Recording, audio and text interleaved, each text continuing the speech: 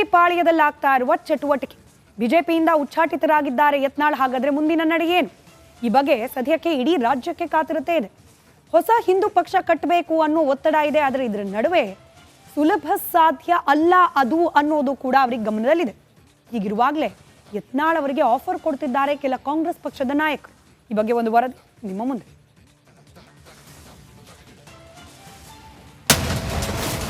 ಯತ್ನಾಳ್ ಮುಂದಿನ ದಾರಿ ಯಾವುದಯ್ಯ? ಕಾಂಗ್ರೆಸ್ ಸೇರ್ತಾರ ಹಿಂದೂ ನಾಯಕ?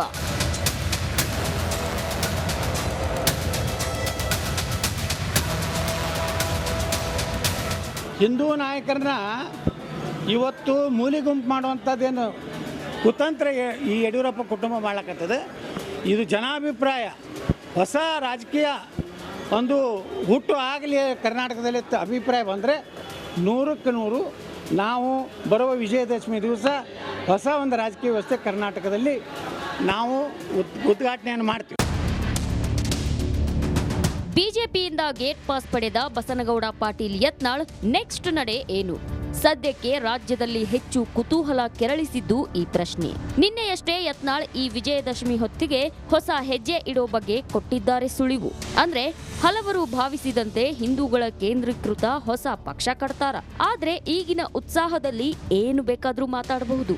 ಆದ್ರೆ ವಾಸ್ತವ ನೆಲೆಗಟ್ಟಿನಲ್ಲಿ ಯೋಚಿಸಿದ್ರೆ ಹೊಸ ಪಕ್ಷ ಯಾರಿಗೆ ಆಗ್ಲಿ ಅಷ್ಟು ಫೀಸಬಲ್ ಅಲ್ವೇ ಅಲ್ಲ. ಹೊಸ ಪಕ್ಷ ಕಟ್ಟೋದು ಅಂದ್ರೆ ಹುಡುಗಾಟದ ಮಾತಲ್ಲವೇ ಅಲ್ಲ.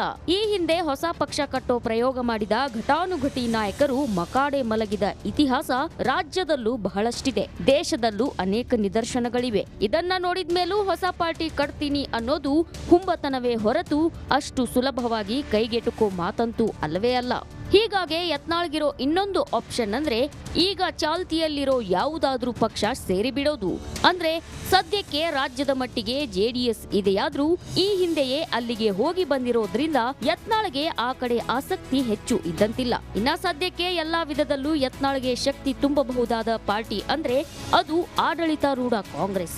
ಹಾಗ್ ನೋಡಿದ್ರೆ ಯತ್ನಾಳ್ ಉಚ್ಚಾಟನೆಯಾದ ದಿನವೇ ಅವರನ್ನ ಕಾಂಗ್ರೆಸ್ಗೆ ಸೆಳೆಯೋ ನಿಟ್ಟಿನಲ್ಲಿ ತಾವು ಸೈ ಅಂದಿದ್ದು ಶಾಸಕ ರಾಜು ಕಾಗೆ. ಈ ಹಿಂದೆ ಬಿಜೆಪಿಯಲ್ಲಿದ್ದ ಕಾರಣ ರಾಜು ಕಾಗೆಗೂ ಯತ್ನಾಳ್ ಜೊತೆ ಒಡನಾಟ ಇದೆ. ಹಾಗಾಗಿ ಅವತ್ತೇ ಕಾಂಗ್ರೆಸ್ಗೆ ಆಹ್ವಾನ ಕೊಟ್ಟಿದ್ರು ರಾಜು ಕಾಗೆ. ಇಂಥ ಹೊತ್ತಲ್ಲೇ ಯತ್ನಾಳ್ರನ್ನ ಧಾರವಾಡ ಗ್ರಾಮೀಣ ಕಾಂಗ್ರೆಸ್ ಅಧ್ಯಕ್ಷ ಅನಿಲ್ ಕುಮಾರ್ ಭೇಟಿಯಾಗಿರೋದು ಅಂತೆ ಕಂತೆಗಳಿಗೆ ಕೊಟ್ಟಿದೆ ಮತ್ತಷ್ಟು ರೆಕ್ಕೆ. ಹೋಟೆಲ್ ಒಂದರಲ್ಲಿ ಯತ್ನಾಳ್ರನ್ನ ಭೇಟಿಯಾದ ಅನಿಲ್ ಕುಮಾರ್ 1 ಗಂಟೆಗೂ ಹೆಚ್ಚು ಕಾಲ ಸಮಾಲೋಚನೆ ನಡೆಸಿದ್ದಾರೆ. ಇಲ್ಲಿ ಅನಿಲ್ ಹೇಳಿದ ಕ್ಷಣ ಯತ್ನಾಳ್ ಬಂದೇ ಬಿಡ್ತಾರೆ ಅನ್ನೋದಕ್ಕೆ ಸಾಧ್ಯವಿಲ್ಲವಾದ್ರೂ ಉನ್ನತ ಕಾಂಗ್ರೆಸ್ ನಾಯಕರ ಜೊತೆಗೆ ಪ್ರಾಥಮಿಕ ಹಂತದ ಮಾತುಕತೆ ಹಾಗೂ ಪಕ್ಷ ಸೇರ್ಪಡೆ ಬಗ್ಗೆ ಪೂರಕ ವಾತಾವರಣ ನಿರ್ಮಿಸೋಕೆ ಈ ಭೇಟಿ ಸಹಕಾರಿ ಆಗಬಲ್ಲದೇನೋ. ಆದ್ರೂ ಯತ್ನಾಳ್ ಯಾವುದೇ ಗುಟ್ಟು ಬಿಟ್ಟು ಕೊಡ್ತಿಲ್ಲ. ಪಾಳ್ಯದಲ್ಲಾಗ್ತಾ ಇರುವ ಚಟುವಟಿಕೆ. ಬಿಜೆಪಿಯಿಂದ ಉಚ್ಚಾಟಿತರಾಗಿದ್ದಾರೆ ಯತ್ನಾಳ್. ಹಾಗಾದ್ರೆ ಮುಂದಿನ ನಡೆ ಏನು? ಈ ಬಗ್ಗೆ ಸದ್ಯಕ್ಕೆ ಇಡೀ ರಾಜ್ಯಕ್ಕೆ ಕಾತುರತೆ ಇದೆ. ಹೊಸ ಹಿಂದೂ ಪಕ್ಷ ಕಟ್ಟಬೇಕು ಅನ್ನೋ ಒತ್ತಡ ಇದೆ. ಆದರೆ ಇದರ ನಡುವೆ ಸುಲಭ ಸಾಧ್ಯ ಅಲ್ಲ ಅದು ಅನ್ನೋದು ಕೂಡ ಅವರಿಗೆ ಗಮನದಲ್ಲಿದೆ. ಹೀಗಿರುವಾಗಲೇ ಯತ್ನಾಳ್ ಅವರಿಗೆ ಆಫರ್ ಕೊಡ್ತಿದ್ದಾರೆ ಕೆಲ ಕಾಂಗ್ರೆಸ್ ಪಕ್ಷದ ನಾಯಕರು. ಈ ಬಗ್ಗೆ ಒಂದು ವರದಿ ನಿಮ್ಮ ಮುಂದೆ.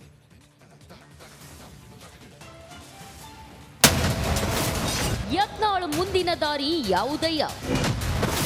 ಕಾಂಗ್ರೆಸ್ ಸೇರ್ತಾರ ಹಿಂದೂ ನಾಯಕ?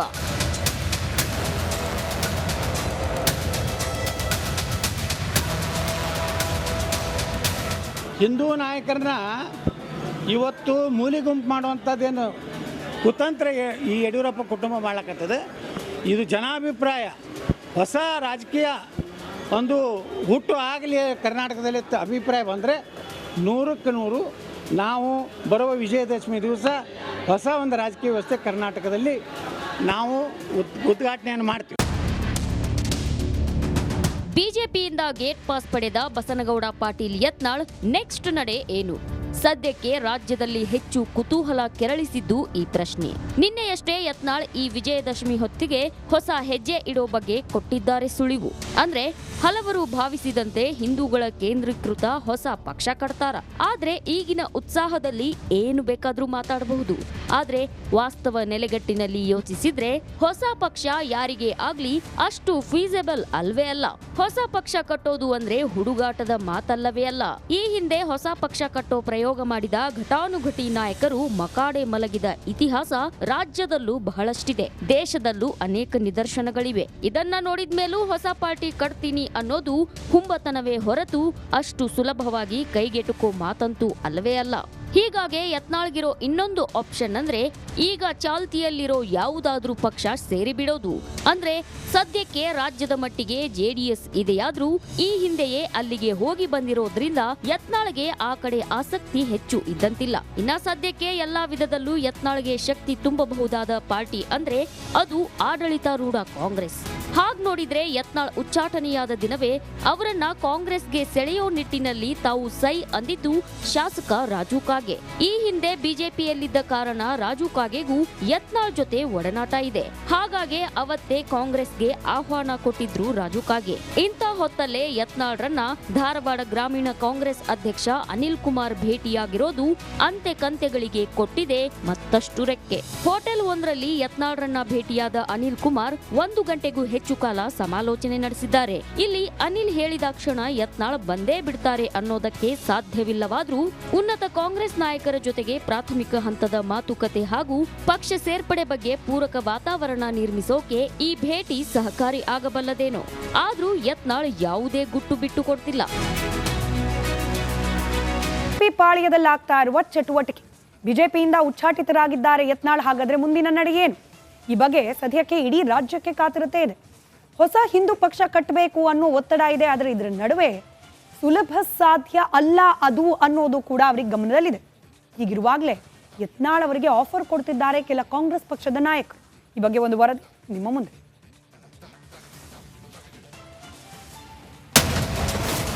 ಯತ್ನಾಳ್ ಮುಂದಿನ ದಾರಿ ಯಾವುದಯ್ಯ? ಕಾಂಗ್ರೆಸ್ ಸೇರ್ತಾರ ಹಿಂದೂ ನಾಯಕ?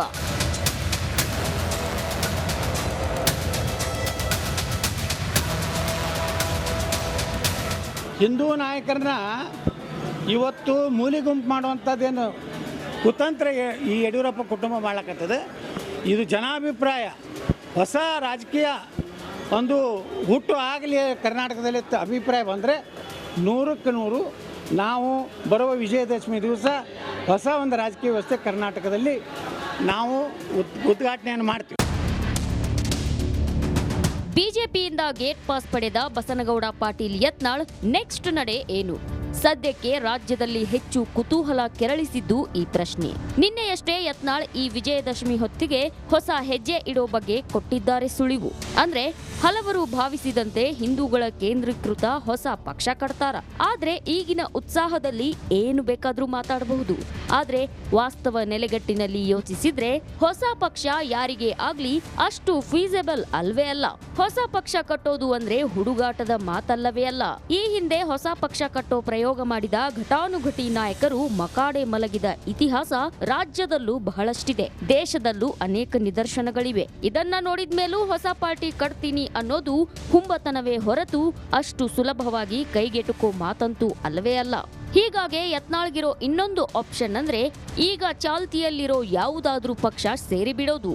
ಅಂದ್ರೆ ಸದ್ಯಕ್ಕೆ ರಾಜ್ಯದ ಮಟ್ಟಿಗೆ ಜೆಡಿಎಸ್ ಇದೆಯಾದ್ರೂ ಈ ಹಿಂದೆಯೇ ಅಲ್ಲಿಗೆ ಹೋಗಿ ಬಂದಿರೋದ್ರಿಂದ ಯತ್ನಾಳ್ಗೆ ಆ ಕಡೆ ಆಸಕ್ತಿ ಹೆಚ್ಚು ಇದ್ದಂತಿಲ್ಲ. ಇನ್ನ ಸದ್ಯಕ್ಕೆ ಎಲ್ಲಾ ವಿಧದಲ್ಲೂ ಯತ್ನಾಳ್ಗೆ ಶಕ್ತಿ ತುಂಬಬಹುದಾದ ಪಾರ್ಟಿ ಅಂದ್ರೆ ಅದು ಆಡಳಿತಾರೂಢ ಕಾಂಗ್ರೆಸ್. ಹಾಗ್ ನೋಡಿದ್ರೆ ಯತ್ನಾಳ್ ಉಚ್ಚಾಟನೆಯಾದ ದಿನವೇ ಅವರನ್ನ ಕಾಂಗ್ರೆಸ್ಗೆ ಸೆಳೆಯೋ ನಿಟ್ಟಿನಲ್ಲಿ ತಾವು ಸೈ ಅಂದಿದ್ದು ಶಾಸಕ ರಾಜು ಕಾಗೆ. ಈ ಹಿಂದೆ ಬಿಜೆಪಿಯಲ್ಲಿದ್ದ ಕಾರಣ ರಾಜು ಕಾಗೆಗೂ ಯತ್ನಾಳ್ ಜೊತೆ ಒಡನಾಟ ಇದೆ.